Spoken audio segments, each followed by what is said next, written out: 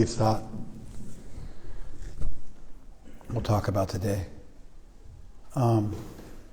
Seneca, the famous Roman statesman, Stoic, philosopher, poet, he made a statement, a pithy little statement, almost like an aphorism, that time heals what reason cannot. Time heals what reason cannot. What does that mean? And get out from behind the camera. You guys, you're good. You're good. You guys are killing me. Just do something else. Yeah, you know it. It's like rough on me.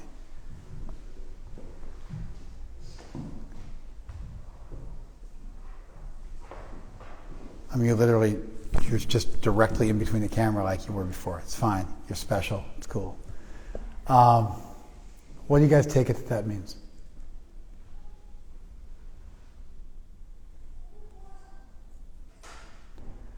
I'm bewildered because it seems to mean something to me in English pretty prima facie, like anybody who speaks English should be able to answer the question. So it doesn't seem like it's not like a mathematical formula where you know it or you don't. No, you're good. Stay right where you are. Don't do that. Leave my man where he is. He's on crutches. Come on.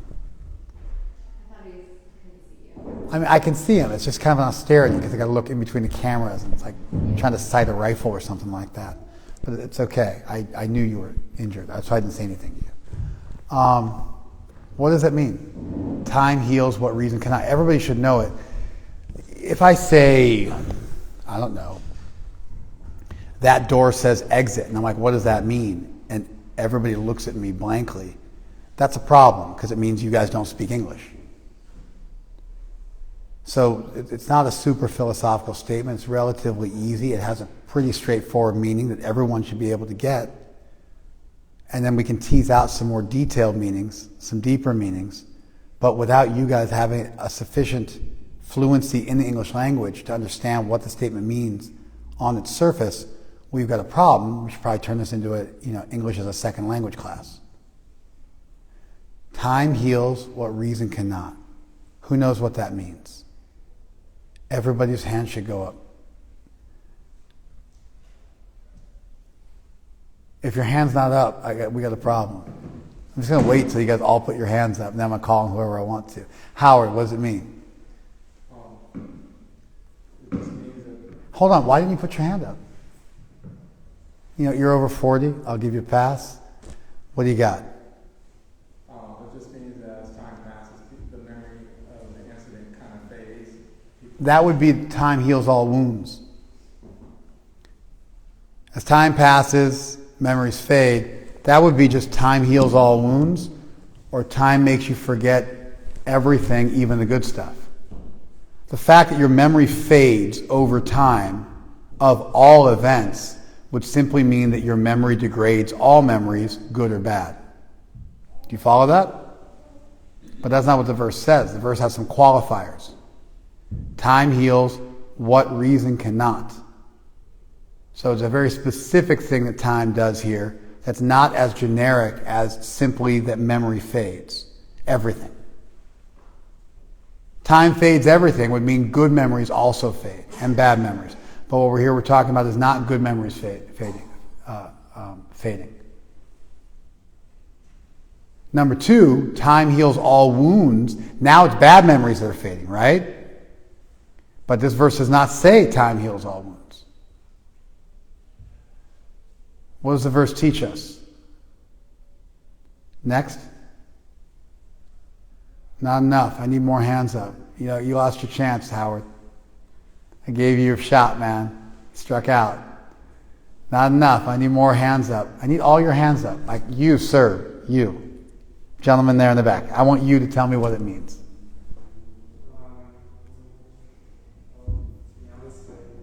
You don't know? If you don't know, fair enough. I'll take that as an answer. You tell me you don't know? Okay, fair enough. I'll take that as an answer. I don't know you, so I can't say for sure whether you would know. There's a lot of people here I know you know the answer to this. Time heals what reason cannot. What's it mean, Leela? There are certain things where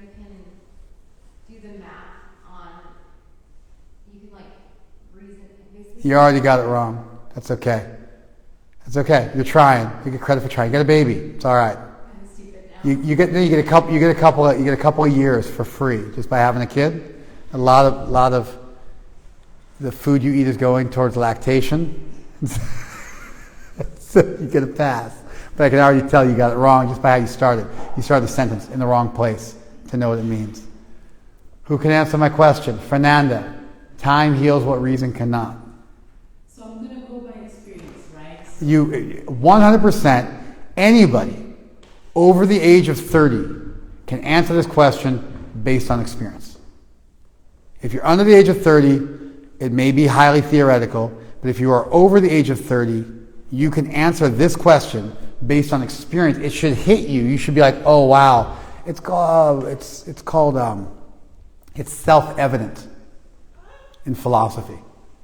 Something which is self-evident, which means, like, I think, therefore I am. That's a self-evident statement. It's very, very easy to understand what that means. The very fact that you're wondering about your existence means you exist. So this statement has that kind of a hit where you should immediately understand its import. Go ahead. Yes. So in a conflict or a heated situation with another person, I might be very angry at a situation or at the person, but with time, like my emotions. Nope, you got it wrong. That's a valid point. Your point is valid. It may actually be because you lack a little bit of fluency in English. I don't know. I just know that sometimes when I read very concise statements in another language, I don't always get it. It might be because English is a second language for you, although you're quite fluent. But it might be that. You guys are killing me. I know you know the answer because you raised your hand right off the bat. I want to challenge somebody. I know you got it. I know you got it. And there's a reason why you got it too, because you spent so many years doing hard time that this would have grabbed you like that, right? You heard it and you're like, oh, I got to memorize that. Did you think that when I said it? You thought, I'm going to put that in my pocket, right? Because you spent 12 years, And so you had to work this one out. You know what it means? I would try. Okay. Time gives you perspective, so if you don't have the perspective now... No. Almost. You're close. I'm not going to give you credit because you broke from the structure of the verse a little bit too much. All right, I'm going to lay it on you guys. Here we go. Time does not heal all wounds. There's plenty of bitter old people living in the past. I talk to 70-year-olds who blame their parents for everything that's wrong with them, who never worked on themselves. And the more time goes on, the more bitter they become. Do you guys follow that? Time does not heal all wounds. It does remove some memories, but sometimes you're just left with a bucket full of super bitter, angry memories. You meet people like that. They're just bitterness personified. Time does not heal all wounds. Time does heal the wounds that reason cannot. What that means is, if you reason through something, it has two meanings. I'm going to give you both of them. Number one, if I reason through something to the best of my abilities, and I learn all the lessons I have to learn from that experience, even if it was negative, and I grow from the experience and become a better version of myself, there'll still be a wound there. Time will heal that wound. Did you guys follow that? Let me say it again. Please listen carefully. If I just sit around and do no work, time will eventually give me dementia and I'll forget everything. But I'll hold on to some memories, and the memories I hold on to could very easily end up being super negative, bitter ones. Do you know old bitter people? I know old bitter people. They did it wrong. They messed up. And now what they're left with is a bucket full of bitter. Time does not heal all wounds. In many ways, it exacerbates them. I'll get into that in a second. You have a responsibility to to work through your experiences, to learn from what people do to you and what you do to people. You have to work through your actions and other people's actions that affect you. That's your job. You have a job. Your job is to work through that stuff. Trigger warning. You got molested. You got raped. You got beat up. You got physically abused, mentally abused, emotionally abused. You grew up hard. You grew up poor. You had negligent parents. You had a rough go of it. Your job as a living human being is to work through that stuff. That's your job. Nobody else's job. Nobody can work through your stuff for you. You have to work through it. And after you're done working through it, once you've figured it out, once you've mastered it, once you've learned all your lessons, there will still be a wound. And time will heal that wound.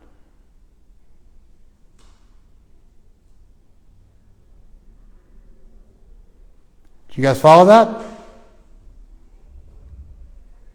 And that's just another way of saying the second point, which is it's worth saying it this way as well. There are certain wounds that even reason cannot heal. Wound to the heart. And so we do our absolute best to reason through everything we could possibly reason through. And then we let time work its magic and smooth over those painful elements. It takes time sometimes. There's elements, emotional pain, pain of immaturity, stuff like that no matter your best efforts, you can't just fix it all. Some of it just takes time. And actually both points are the exact same point. It's your job to work through everything, but there are certain things you can't work through, and that's what time is there for. Did you get it now? Do you understand now, Fernanda? Yes. Let me say the statement again and see if it hits different. Time heals what reason cannot. Time heals those things that reason alone cannot heal. That's what the saying means in English. It removes some language to make it tighter. But it's saying time heals those wounds that reason alone cannot heal on its own. Because some wounds go beyond what you can intellectually work through. And therefore you have the responsibility to work through everything you possibly can and then be patient and let time work its magic. Does the statement make more sense to you now? Was it a language thing or did you just not get it? No, it wasn't the language. It's just like I mentioned, I was going by experience. I get heated and then with time my emotions come down. That's don't make big decisions when you're angry. That's anger ruins the ability to reason objectively. That's anger blinds you. Also true, different statement. Okay. I got a lot more to say. Give me some feedback now so I'll know I'm dealing with people who understand the statement so we can move forward to section B, section C, section D. You can argue with me. It's totally acceptable if you think what I'm saying doesn't make sense or what Seneca says doesn't make sense. Or you can agree with me, but do one of the two now. Yes? Based on the experience I've learned that it's true. Logically, I knew that, say after a breakup or whatever, I'd be okay, but it wasn't enough. That's not what I'm saying. You missed it. Let me say it again. Listen more carefully. It's not that some wounds just take time. Time heals what reason cannot is also a call to action. That you need to work through your stuff. Your statement entirely misses the core, a massive core of the verse. Do you see it now? You have to think more clearly on this. You have to get what I'm saying. Otherwise, I can't move forward. I have a lot more to share. But you guys have to be intelligent enough to follow what I'm saying so I can move us up to the next level. You have to learn pre-algebra so I can do algebra, so I can do algebra 2. If you keep saying responses to me that indicate you have not understood pre-algebra, I have to keep going over the same information. Your statement that I went through a breakup and based on experience I knew I would get over it, but I didn't and I had to just give it time. That's not what this statement is saying.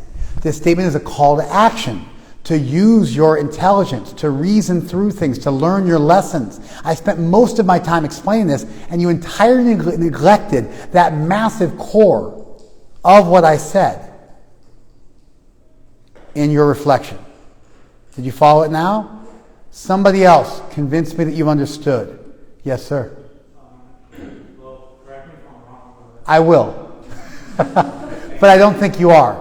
I don't think you are, because you told me you didn't know what the verse meant, which means you're honest, and you just raised your hand, which means you got it. So I have a lot of confidence you're going to nail it. Go for it. well, it's similar to what Diana was saying about breakup, but the thing is, I feel from a breakup, but I feel, but I can't ever forget it because it was my first heartbreak. That's a very important point you brought up. It's not the point I was making. Let me say it again, but it's okay. It's a very important point you brought up. You're going to feel because it was your first breakup and you just can't that's going to hurt for a while. You may even remember it forever. But you're young, so you might think you're going to remember it forever now, but we'll see. Talk to me in 20 years. We'll see if you're still remembering it. We'll see. Because you're still young. Like your first breakup could not have been more than 8 years ago, right? How long? 3 years ago. Yeah, man, it's just so fresh. It's just so fresh. How long were you with the girl for? Girl or guy, whatever. How long were you with the person for? We were together for 2.5 years, and then Yeah. just randomly ended.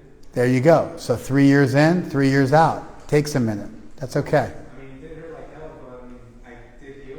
It hurts less now, right? It hurts less now? It does, but I can never forget them. Yeah, number one, I don't think that forgetfulness is necessarily a virtue. Because if you got hit by a car and you never forget it, you'll probably be more likely not to run out in the street like an idiot and get hit by a car.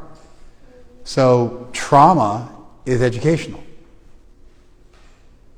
We don't want to be hyper vigilant. That's a problem. That's its own neurotic coping mechanism that becomes bad. You got sexually abused at some point in your life, and then the result is you never let anybody touch you in any circumstances. You're hyper vigilant. That's not good. But to remember the difference between good touch and bad touch, that's an invaluable lesson. If you have to go through that trauma to learn that, you should never forget it. That's good. The point I was making was different. Let me say it again.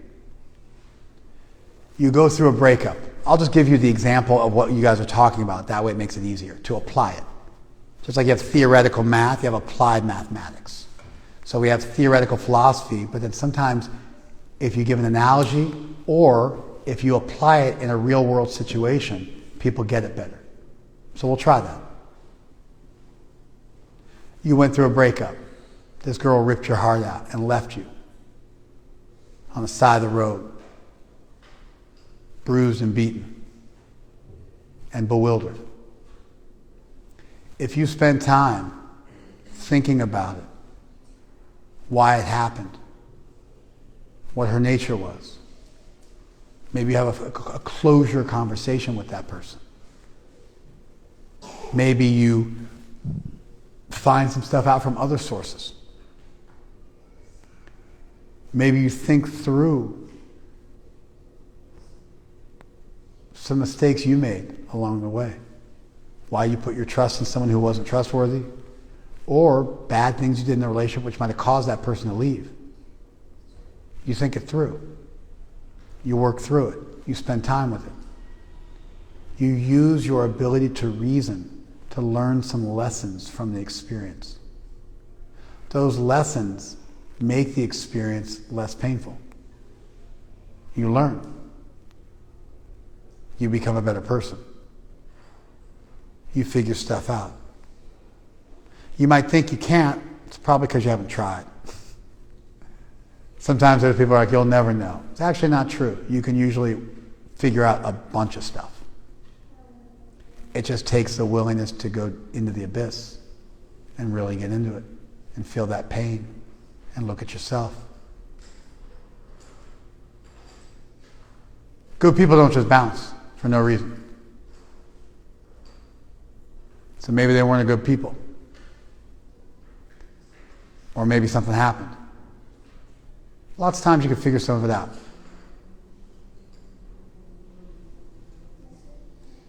Most of the time you can figure something out. More than you figured out thus far. If you spend time with it. If you reason through it. Went through a breakup. Now I feel all bent. So then I think about it and sit with it and mull it over and learn from it. That's the reasoning part. That smooths things over and helps me feel less bitter and resentful and less confused about the situation. I understand it better. It's less likely to repeat itself. I've learned my lessons. And after you've done all that, there still may be some pain. And time will take that pain away. Did you follow it now? Yeah. Good. Somebody convinced me you've understood what I said. I'm just not going to call on you because I know you know. You knew from the beginning, right? What I said, you already knew. I might have said it more elegantly than you did, but you knew from the beginning what I was going to say. You understood the verse in the beginning, right? So I'm not calling on you. I want somebody to show me they learned. Yes. I was thinking about... Do you understand why I didn't give you credit? When you started speaking, I just cut you off? Because I didn't get it. That's correct. And I could just understand from the first half a sentence. I didn't get it. I know. Now I get it. No, I'm just kidding.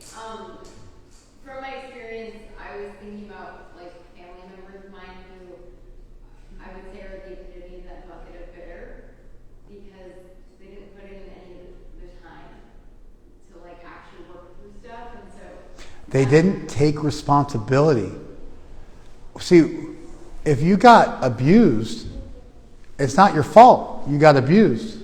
That's correct. However, unfortunately, it now becomes your responsibility to learn from the experience. We don't like to think that way. We like to think somebody did something wrong to me, therefore I have no responsibility. It's all their fault. That makes sense. I was just walking down the street, minding my own business. And out of nowhere, somebody came and interrupted my life and messed up my life. I'm innocent.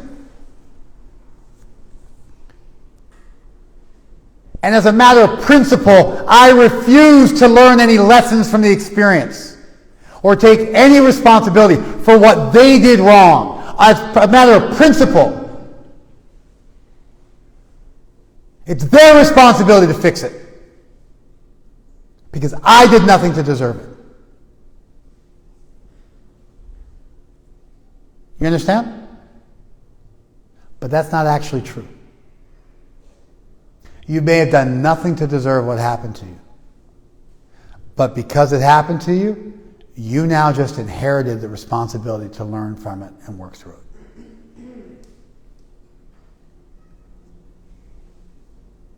We can get into the law of karma and all this stuff another day. It's irrelevant for the point I want to make. The point I want to make is pre-theistic. The moment something terrible happens to you, you become responsible. Like if somebody hits you with a car as you're walking down the side of the road, you then have to get up, call 911, go to the hospital and heal. The guy who hit you is not going to heal for you. You get it?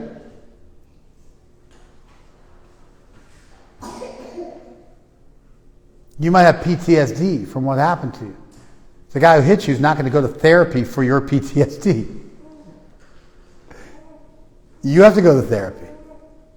You have to grow from the experience.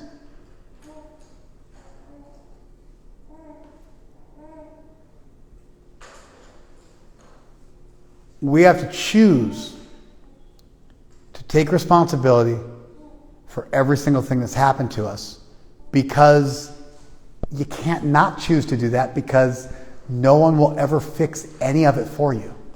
No one even has the ability to. It's your responsibility in life. How is somebody else going to heal for you? It doesn't work. You have to heal yourself. It's not only that no one's going to take responsibility, which in many cases is also the case, but even if they want to take responsibility for what they did wrong, it still doesn't minimize or get rid of or compensate for your responsibility to learn the lessons you have to learn and grow from the experience. There's literally no one else on the planet. She's fine. There's literally no, she's incredibly well behaved, not bothering me at all, and none of these kids is infinitely worse. Leila's kid's not, but it's because they gave her a binky, and so she just like deals with it. She's good. Don't worry about it. Are you guys following this? You get it now? No matter how much I want to, if I hit you, I can pay for everything. It does. I still can't fix what's like. You have to learn how to walk again. You have to deal with your PTSD. I can't because I'm not you.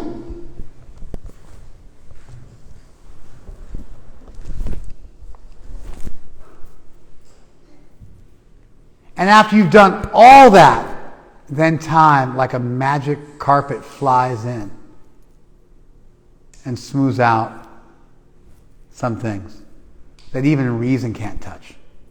It's a finisher. It's like a fine sandpaper. You've done some of the work you need to do with a grinder, with rougher cuts of sandpaper, and the time finally comes in like this, that beautiful fine sandpaper. Just makes it a mere polish. But can only do its work if you've done your work. Take fine sandpaper on a rough cut piece of wood, it doesn't work. It doesn't even put a dent in it. You can start with a belt sander. Work your way to finer and finer grades until eventually you're doing a hand polish. It's just perfectly smooth. Time is that hand polish. You get it now? You didn't even get it then, did you? No, I think I got it. I just didn't. I was making I was focusing on the one point that made me realize that the statement was a call to action, because when you said call to action and you talked about the bucket of bitterness, it brought out something that I completely didn't understand at the outset. But you still missed the main point.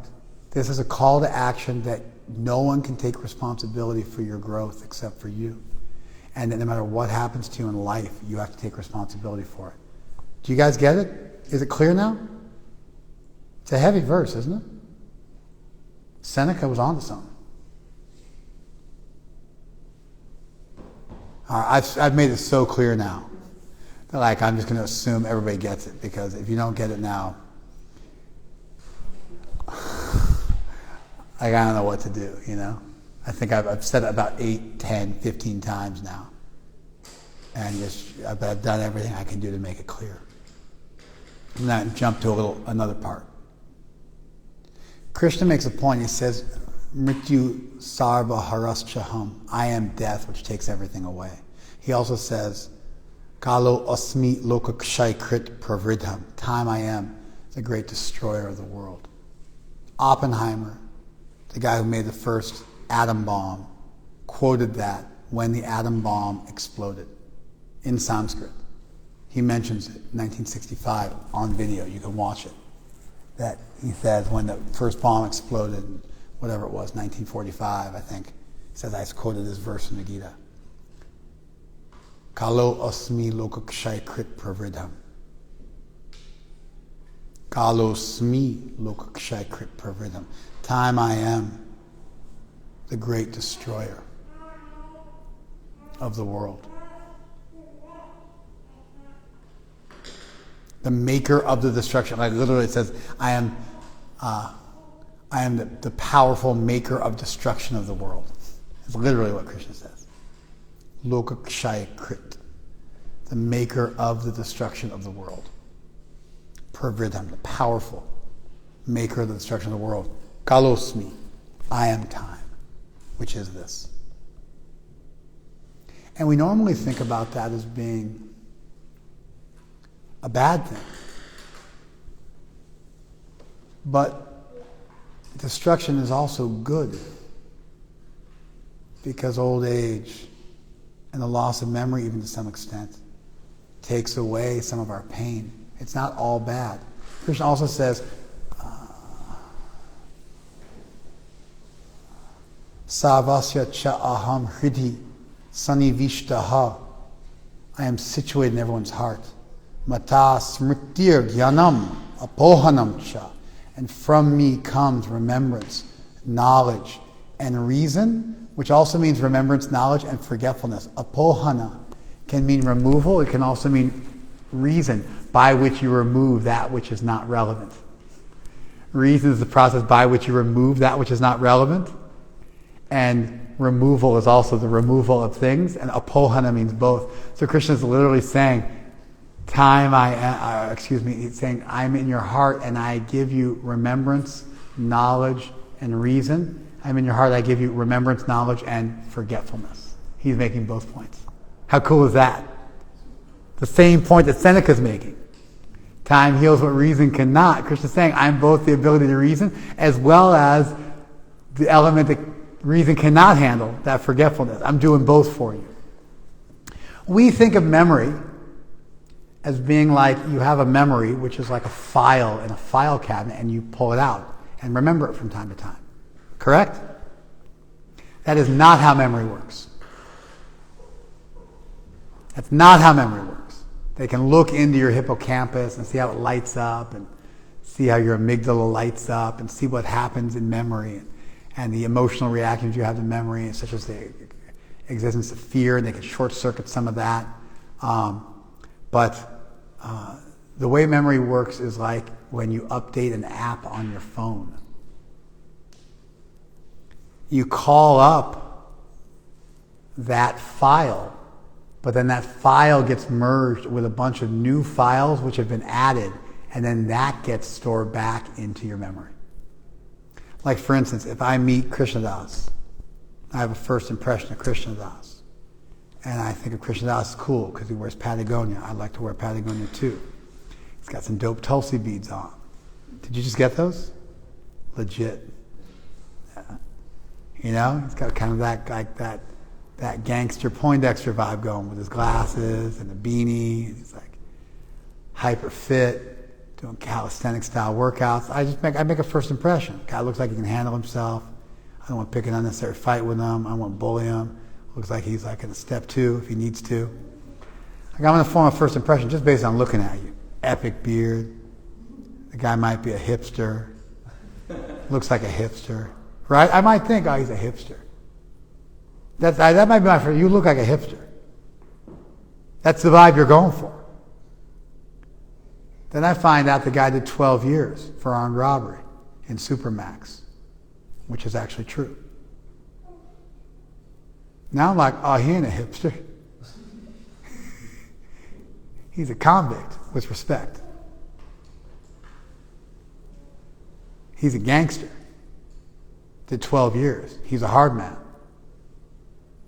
Then I'm like, he's Mexican. And I start talking to him like, were you in the Sureños? Where'd you do your time? Start hitting him up. What crew did he run with? I'm going to ask you to answer nothing. But it's like I'm going to start to form all sorts of other opinions about who Krishnadas is. And I learned his name's Krishnadas. Where'd you grow up? Oh, you grew up on the block in L.A. by our temple. Your parents are devotees of some sort. I just saw him. I thought, that hipster. He probably does CrossFit. He ain't nothing. But then I learned who he is. I'm like, hey, respect.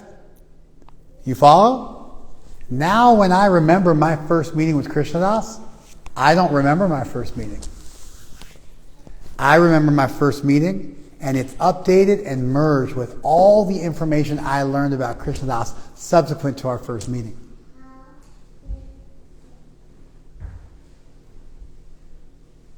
I think I remember our first meeting like a virgin memory, with nothing else to go, oh, I thought you were a hipster. I might remember that detail, but so much of the other stuff fades away because it gets merged with all that I remember about it. You follow? The core memory might stay.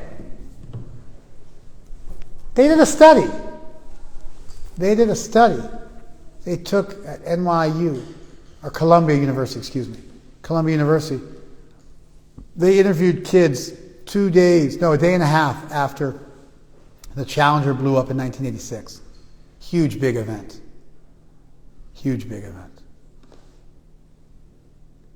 Challenger blew up. They had a fuel source that was, I think, solid at room temperature, but they didn't realize it was going to get superheated and become gaseous, and so it made the whole thing blow up. So they interviewed him a day and a half after it happened. And then they interviewed him 2.5 years later. Less than 40% of those people's memories were correct, based on what they remembered a day and a half later. In a mere 2.5 years, in a formal survey where they were being formally interviewed, over 70% of their memories were like false. Somewhere between like 70 and 60%. Excuse me. How crazy is that?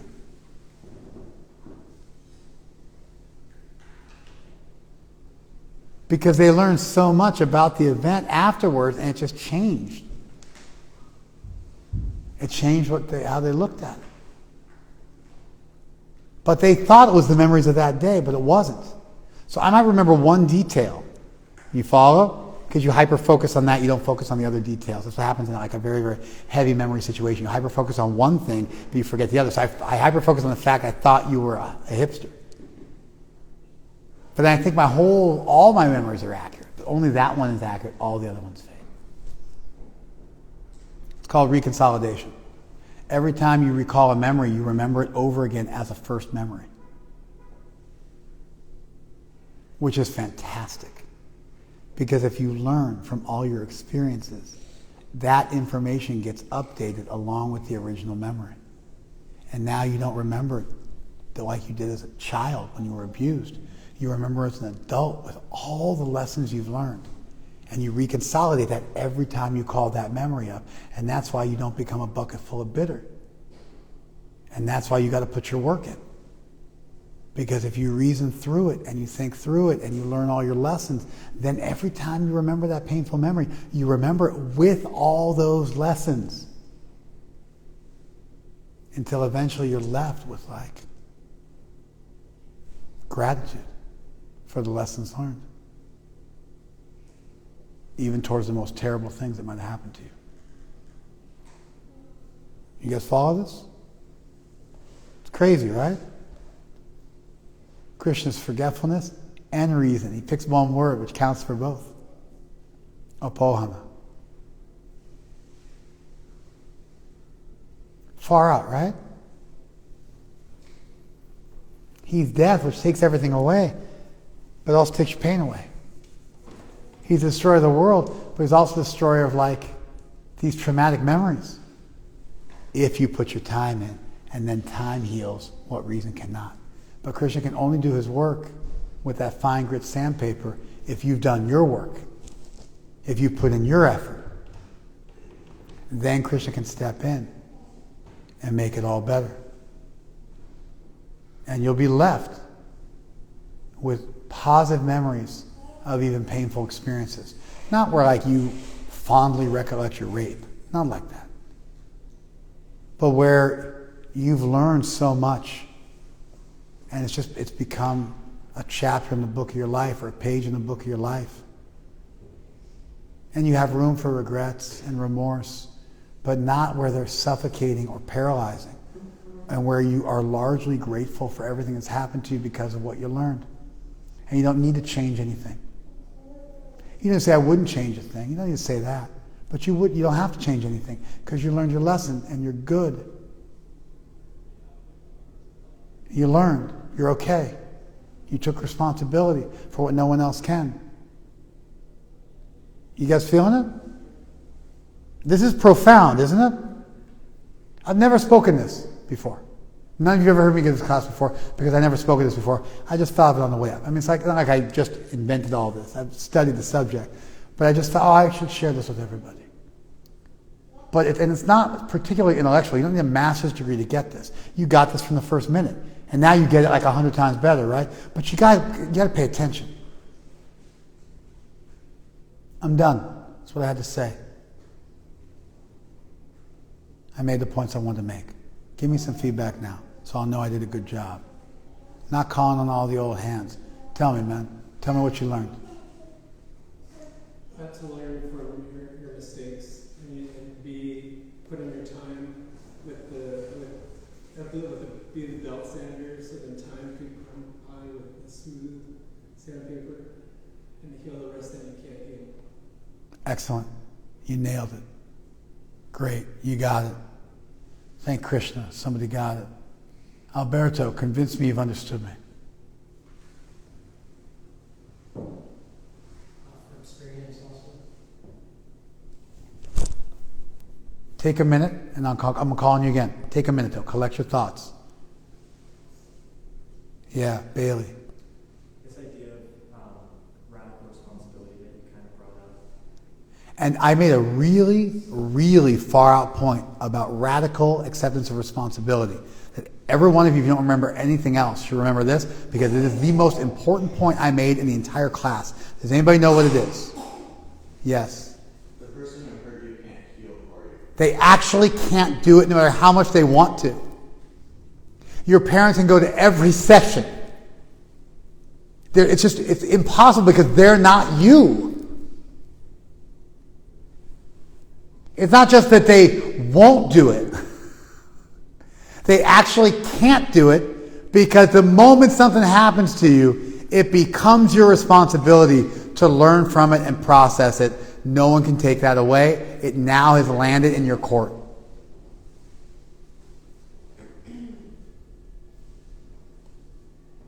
The way I explain that is the most important part of the class. Because it points out that it's not just like, there's no utility in bitterly throwing a temper tantrum and waiting for the other person to fix it. They actually can't.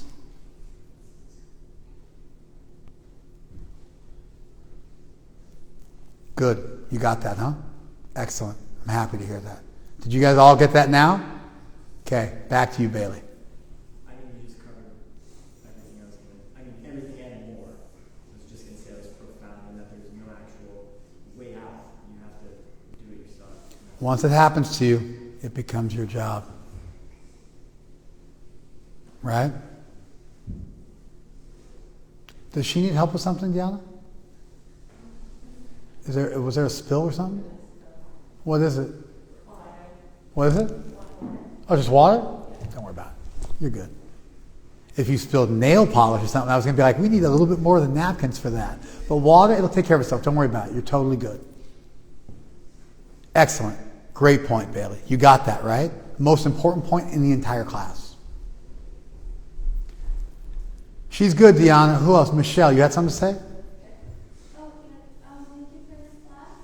I just want to share that it helped me realize that I take more responsibility on the things that have hurt me in the past. I was thinking time will heal, because that's what everyone says, right? Then I just realized that I need to take more action to be able to heal, because if I just time won't do this thing magically for me to heal. I need to Put in the work. Excellent. You understood it. Excellent. Thank you so much for stopping by. What do you got for me, Alberto? Yeah, I kind of go through this all the time. Have to accept the situations I go through, and learn from them to be better and not be in those same steps. So, There's some lessons, right? Yeah. Life is filled with those lessons, and it's nobody else's job but you to learn them, and no one can learn them for you. And you can't blame everybody else for what they did. It doesn't change the fact that you've still got to learn from it. You can blame somebody. Feeling resentful towards someone who did you wrong is not even bad. It's just when that becomes all you've got going on, and there's no acceptance of responsibility, that you're going to have to learn from it. And there's no picking up the cross and moving forward. And all you're left with is just resentment. Then that's the tragedy. There's room for resentment or bitterness or anger. Those emotions exist because in certain circumstances they're apropos. They're appropriate. But it just can't be all that you got going on. What do you got, Deanna? Thank you for taking the time to clarify this point. By the way, you guys might have thought, geez, Tukaram's on a bender. And maybe I am. I've got jet lag. So who knows? It could be that. But I wanted to make this point, and I knew you guys weren't getting it. I could see from the blank looks on your faces that you weren't getting it. And so I got to hit you guys with the hammer a little bit to get through to you, because I really wanted you to learn this, because this is valuable. This is change your life stuff.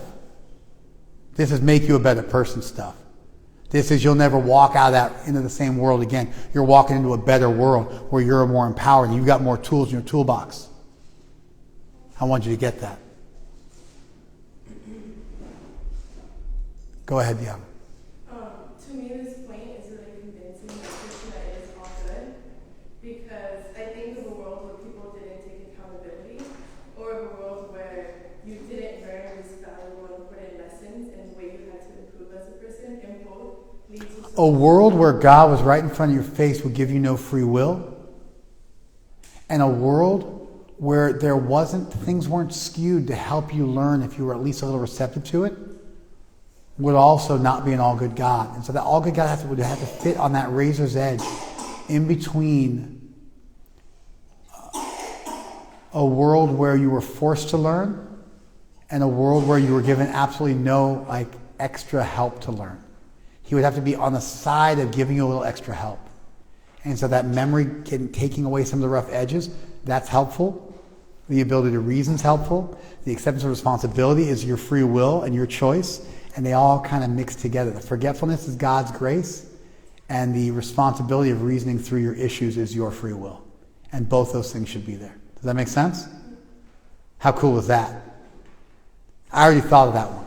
That's why when you brought it up, I had that ready to go, because I already thought of that one. And I agree 100%. Excellent. Good. Now you're getting it. Now you're there.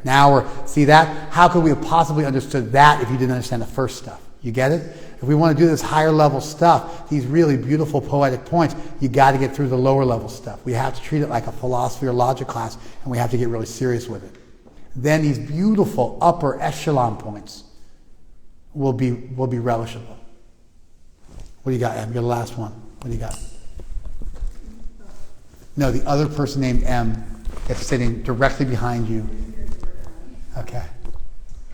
It's like looking back at my life, there's a huge difference between letting something painful kind of fade, and then becoming a different person, so that I'm looking back at our experience in a completely different perspective, and it affects me completely differently. And that's actually how memory works. You reconsolidate it, which opens a door for you to learn so much, and that now informs all of your old memories. And you live in a world which is updated with your current realizations. So the more realizations you have, the more your memories of the past get updated with that new, life-transforming update. And it just becomes a much better world you live in. Right? It's crazy, right? And now you're not filled with bitterness anymore, because you're a better person and you see the world differently and you've learned so much. You get it, right? How promising is that? What a beautiful world to live in. How empowered we are, but we got to take responsibility. Therefore, like Seneca said literally thousands of years ago, time heals what the intellect cannot. We have a responsibility, what reason cannot. We have a responsibility to reason through all of it. And then let time work its magic. And be patient. and the ability to reason, as well as the forgetfulness, they're both God's grace on us. They give us free will, and they also give us a religion tilted, a world tilted in favor of grace, which is a beautiful world to live in. It's the best of all possible worlds, and all good God could create such a world. And all good God would want such a world, and all powerful God could create such a world. And in fact, that's the world we live in. There it is. Let's do a little kirtan. We'll call it a night. Thank you so much.